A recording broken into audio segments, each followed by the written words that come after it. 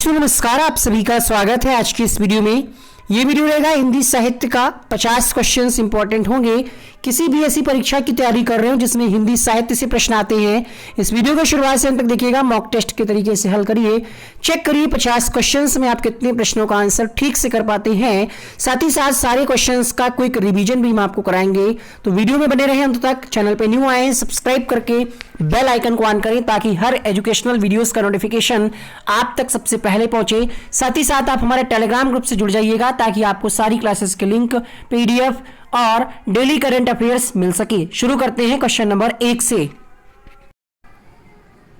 पहला प्रश्न है आपके सामने, कोमल कल्पनाओं का कवि किसे कहा जाता है? भारतेंदु, सुमित्रानंदन पंत, जयशंकर प्रसाद या फिर doctor Ram Kumar Verma? Question number 1 सही जवाब होगा कोमल कल्पनाओं का कवि कहा जाता है सुमित्रानंदन पंत को। बी ऑप्शन करेक्ट होगा। साथ ही साथ आप जानते ही होंगे, ये भी प्रश्न एक दो बार पूछा गया है कि प्रकृति का सुकुमार कवि किसको कहा जाता है? सुमित्रानंदन पंत जी को कहा जाता है।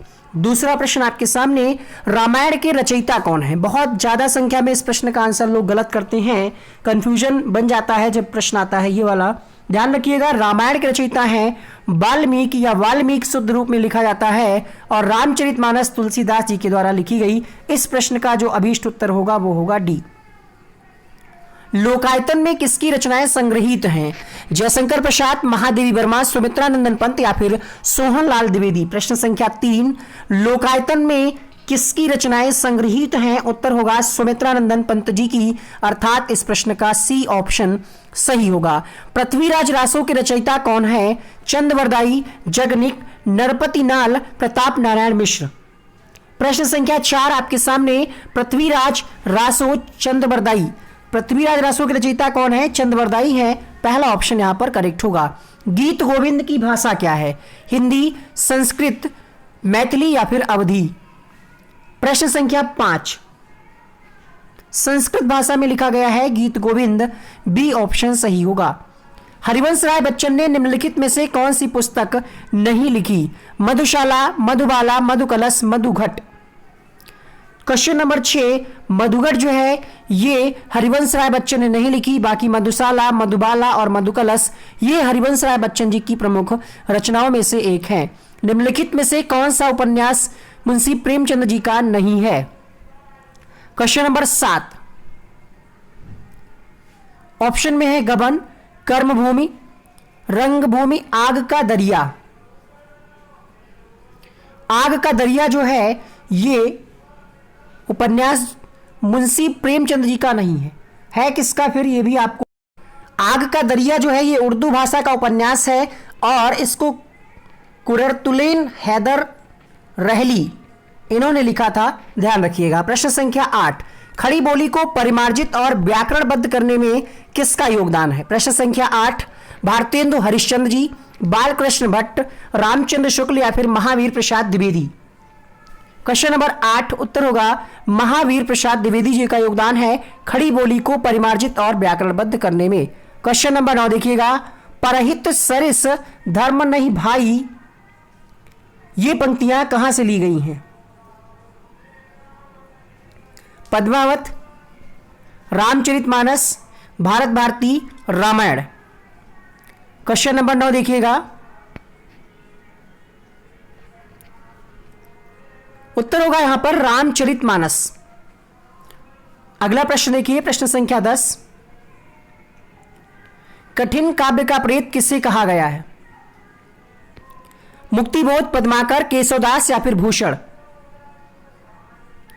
केशवदास जी को कठिन काव्य का प्रेत कहा गया है। क्वेश्चन नंबर 11, अबला जीवन हाय तुम्हारी यही कहानी, आंचल में है दूध और आंखों में पानी, ये पंक्तियां किसकी हैं? प्रश्न संख्या 11, ये पंक्तियां हैं मैथिली शरण गुप्त जी की। आवारा मसीहा जीवनी किसके जीवन पर आधारित है? गांधी जी, मुंशी प्रेमचंद, शरत चंद्र चट्टोपाध्याय या फिर विवेकानंद? शरत चंद्र जी के जीवनी पर आधारित है आवारा मसीहा जीवनी। यह है किसकी? प्रसिद्ध बांग्ला लेखक शरत चंद्र चट्टोपाध्याय की जीवनी है। ये विष्णु प्रभाकर द्वारा रचित है, बांग्ला लेखक हैं ये शरत चंद्र चट्टोपाध्याय, उनकी जीवनी है। अगला प्रश्न देखिएगा, सरस्वती पत्रिका कहां से प्रकाशित होती थी? इलाहाबाद, लखनऊ, बनारस या फिर कलकत्ता? प्रश्न संख्या 13 उत्तर होगा यहां पर इलाहाबाद के साथ, ऑप्शन नंबर ए के साथ जाएंगे। ठीक है, तो इसका प्रकाशन सबसे पहले इलाहाबाद, जिसका वर्तमान में नाम क्या है, प्रयागराज से इसका प्रकाशन हुआ 1900 में। 32 पृष्ठ की पत्रिका थी। प्रश्न पूछा जाता है कि ये किस आकार की थी? क्राउन आकार की। इसका मूल्य उस समय 4 आना था। शुरुआत में इसके संपादक हुए महावीर प्रसाद द्विवेदी। प्रश्न पूछा जाता है किसके संपादक कौन रहे हैं? 1920 तक ये रहे। इसके बाद इसका प्रकाशन पहले झांसी और फिर कानपुर से भी होने लगा था। मृगनयनी किस प्रकार का उपन्यास है? यथार्थवादी, ऐतिहासिक, आदर्शवादी या फिर मनोवैज्ञानिक? प्रश्न संख्या 14 उत्तर होगा यहां पर ऐतिहासिक। मृगनयनी जो है ये वृंदावन लाल वर्मा की प्रसिद्ध ऐतिहासिक रचना है। इसमें 15वीं शती के ग्वालियर राज्य के प्रतापी राजा मान सिंह तोमर और उनकी रानी मृगनयनी की प्रेम कथा है। अगला प्रश्न देखिएगा, झंडा ऊंचा रहे हमारा, इस गीत के रचयिता कौन है? राम प्रसाद बिस्मिल, सुमित्रानंदन पंत, शिया राम शरण गुप्त या फिर श्यामलाल गुप्त पार्षद? झंडा ऊंचा रहे हमारा श्यामलाल गुप्त पार्षद जी के द्वारा लिखा गया गीत है, गाया गया है। विज्ञान गीता किसकी रचना है? लोकमान्य तिलक, पद्माकर, केशवदास या फिर महात्मा गांधी? उत्तर होगा केशवदास जी के साथ, ऑप्शन नंबर सी। बिखरे मोती किसकी रचना है? Question number 17। बिखरे मोती जो है सुभद्रा कुमारी चौहान जी की रचना है। क्वेश्चन नंबर 18 देखिएगा, हिंदी है हम वतन, हिंदोस्ता हमारा, इस पंक्ति में जो हिंदी शब्द प्रयोग किया गया है इसका अर्थ क्या है? देशवासी, हिंदी भाषा, हिंदू या फिर देश? क्वेश्चन नंबर 18 का उत्तर होगा यहां पर देशवासी।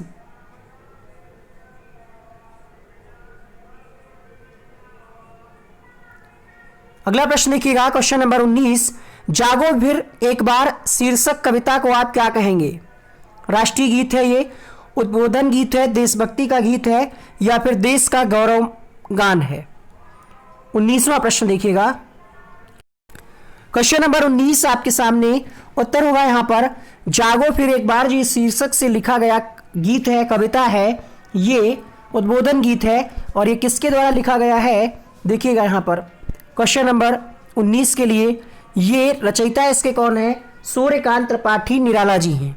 अगला प्रश्न देखिए, पत्थर तोड़ती महिला को कवि ने कहां देखा था? बनारस में, इलाहाबाद में, वाराणसी में, दिल्ली में? प्रश्न संख्या 20 उत्तर होगा यहां पर इलाहाबाद में। अगला प्रश्न देखिएगा, महादेवी वर्मा प्रियतम विरह के दुख को कैसे मिटाना चाहती हैं? दुख बांट करके, सबको सुखी बना करके, अपने को मिटा करके, अज्ञात प्रीतम से मिल करके?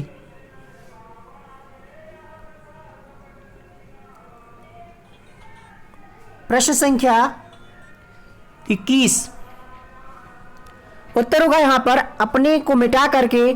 महादेवी वर्मा जी ने कुछ पंक्तियां लिखी हैं और वो विरह के दुख को मिटाना चाहती हैं, अपने आप को मिटा करके। तुलसीदास किस 22वां प्रश्न है आपके सामने, तुलसीदास किसकी रचना है?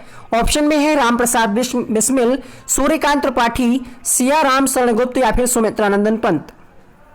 22वें प्रश्न के उत्तर होगा सूर्यकांत त्रिपाठी, निराला जिनको कहते हैं आप। निम्नलिखित में से कौन सी रचना गोस्वामी तुलसीदास जी की नहीं है? प्रश्न संख्या 23। गीतावली, दोहावली, साकेत या फिर विनय पत्रिका? साकेत जो है ये मैथिली शरण गुप्त जी का है, अर्थात ये गोस्वामी तुलसीदास जी की रचना नहीं है। हिंदी साहित्य के प्रसिद्ध समालोचकों में से एक नाम आपको पहचानना है। जयशंकर प्रसाद, रामविलास शर्मा, रामचंद्र शुक्ल या फिर बाबू गुलाब राय? उत्तर होगा 24वें प्रश्न का रामविलास शर्मा, ये हिंदी साहित्य के प्रसिद्ध समालोचकों में से एक थे। हिंदी साहित्य का इतिहास, इसके रचयिता कौन है? मुंशी प्रेमचंद, हजारी प्रसाद द्विवेदी, महादेवी वर्मा या फिर आचार्य रामचंद्र शुक्ल? हिंदी साहित्य का इतिहास, इसके रचयिता हैं आचार्य रामचंद्र शुक्ल जी। हरिऔध किसका उपनाम है? प्रश्न संख्या 26। हरिऔध किसका उपनाम है? अयोध्या सिंह उपाध्याय, प्रताप नारायण मिश्र, मैथिली शरण गुप्त या फिर Ram Naresh Tripathi. Question number 26। Ayodhya Singh Upadhyay, option number A यहां पर सही जवाब होगा। प्रेम सागर किसकी रचना है? सदल मिश्र, सदा शुक्लाल, राजा लक्ष्मण सिंह या फिर लल्लू लाल। प्रेम सागर लल्लू लाल की प्रसिद्ध रचना है। Question number 28। पृथ्वीराज रासो किसकी रचना है? आई थिंक प्रश्न रिपीट हुआ है। उत्तर होगा यहां पर चंद्रबरदाई। ग्राम्या की रचयिता कौन है? प्रश्न संख्या 29। सुमित्रा नंदन पंत, महादेवी वर्मा, राम कुमार वर्मा या फिर नरेंद्र शर्मा। ग्राम्या की रचयिता, उत्तर होगा 29वें प्रश्न के लिए सुमित्रा नंदन पंत जी, अर्थात ए ऑप्शन के साथ जाएंगे। Question number 30। भारत भारती किस भाषा में लिखा हुआ ग्रंथ है? Question number 30। खड़ी बोली। खड़ी बोली में लिखा है भारत भारती। मैथिली शरण गुप्त का यह प्रसिद्ध ग्रंथ है। Question number 31। उद्धव शतक किस भाषा में लिखा गया है? अवधी, ब्रज, बुंदेली, भोजपुरी। ब्रज भाषा में लिखा गया है उद्धव शतक। महावीर प्रसाद द्विवेदी द्वारा संपादित पत्रिका का नाम आपको पहचानना है। Question number 32। अभी क्लास में ही हमने आपको बताया था। क्वेश्चन नंबर 32 उत्तर होगा सरस्वती पत्रिका के संपादक थे। चलिए आगे बढ़ते हैं अगले प्रश्न के लिए। क्वेश्चन नंबर 33 देखिएगा। भारत दुर्दशा किसकी रचना है? जयशंकर प्रसाद, सेठ गोविंद दास, कार्तिक प्रसाद खत्री या फिर भारतेंदु हरिश्चंद्र। 33वां प्रश्न उत्तर होगा यहां पर भारतेंदु हरिश्चंद्र। भा से भारत दुर्दशा और भा से ही भारतेंदु हरिश्चंद्र। यशपाल पर किस विचारधारा का प्रभाव है? गांधीवाद, मार्क्सवाद, अरविंद दर्शन, आर्य समाज। यशपाल पर मार्क्सवाद विचारधारा का प्रभाव है।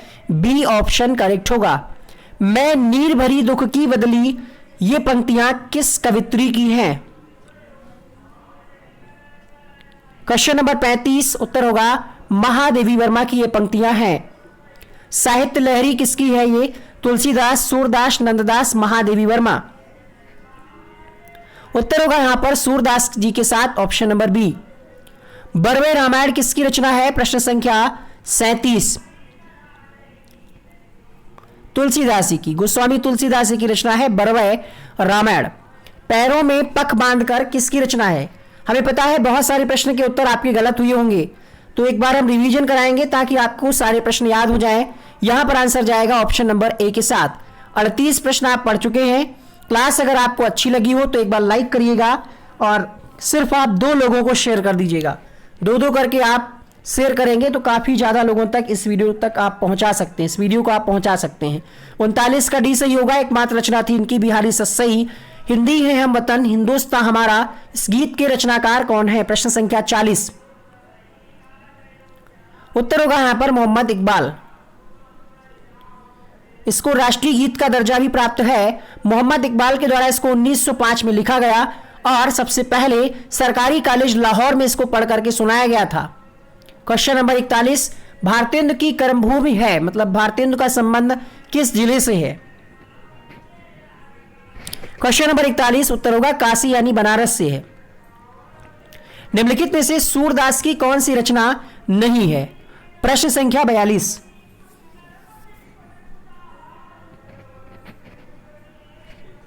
कृष्णावली जो है ये सूरदास की नहीं है। सूरसागर भी है, सूरसारावली भी है, साहित्य लहरी भी है। क्वेश्चन नंबर 43 देखिएगा। मजदूरी और प्रेम किसका निबंध है? Question number 43। सरदार पूर्ण सिंह जी का निबंध है मजदूरी और प्रेम। अंधा युग किस प्रकार की रचना है? उपन्यास है, काव्य है, नाटक है, काव्य नाटक है। प्रश्न संख्या 44 उत्तर होगा काव्य नाटक है अंधा युग। किसका है ये? तो ये धर्मवीर भारती द्वारा रचित हिंदी काव्य नाटक है। अगला प्रश्न देखिएगा। कवि कालिदास की अभिज्ञान शाकुंतलम का हिंदी अनुवाद किसने किया? प्रश्न संख्या 45। राजा लक्ष्मण सिंह, सदा सुखलाल, राजा शिव प्रसाद, गोस्वामी विठलनाथ। 45वें प्रश्न का उत्तर होगा राजा लक्ष्मण सिंह ने हिंदी अनुवाद किया अभिज्ञान शाकुंतलम का। वही मनुष्य है जो मनुष्य के लिए मरे, यह कथन किस कवि का है? उत्तर होगा यहां पर मैथिली शरण गुप्त का यह कथन है। Question number 47। सूरदास ने किससे दीक्षा प्राप्त की? सूरदास के गुरुजी का नाम माधवाचार्य, शंकराचार्य, वल्लभाचार्य, रामानुजाचार्य। क्वेश्चन नंबर 47 उत्तर होगा वल्लभाचार्य। वाल्मीकि का अवतार किस कवि को माना जाता है? 48 का आंसर होगा यहां पर तुलसीदास जी को वाल्मीकि का अवतार माना जाता है, क्योंकि इन्होंने रामचरितमानस जैसे महान ग्रंथ को लिखा। 12 ग्रंथ लिखे हैं अपने जीवन काल में। अगला प्रश्न देखिएगा, कामायनी की भाषा क्या है? कामायनी हिंदी भाषा में रचित है, लेकिन हिंदी के अंतर्गत यहां पर ऑप्शन में दे रखा है ब्रजभाषा, संस्कृत, खड़ी बोली, अवधी। ऐसी कंडीशन में आप आंसर लगाएंगे खड़ी बोली, ऑप्शन नंबर सी के साथ। छायावादी काव्यधारा के प्रमुख कवि कौन से हैं? जयशंकर प्रसाद, धर्मवीर भारती, रामविलास शर्मा या फिर भारत भूषण।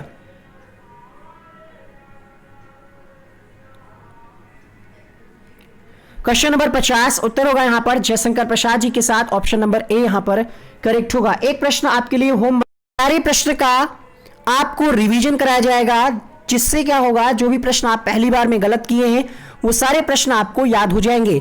तो म्यूजिक लगा है, बहुत आराम से आप इसको एंजॉय के साथ रिवीजन कर सकते हैं। अगर आपको म्यूजिक नहीं पसंद आ रहा है तो वॉल्यूम ऑफ करके आप इस वीडियो को आनंद के साथ पढ़ें। शुरू करते हैं।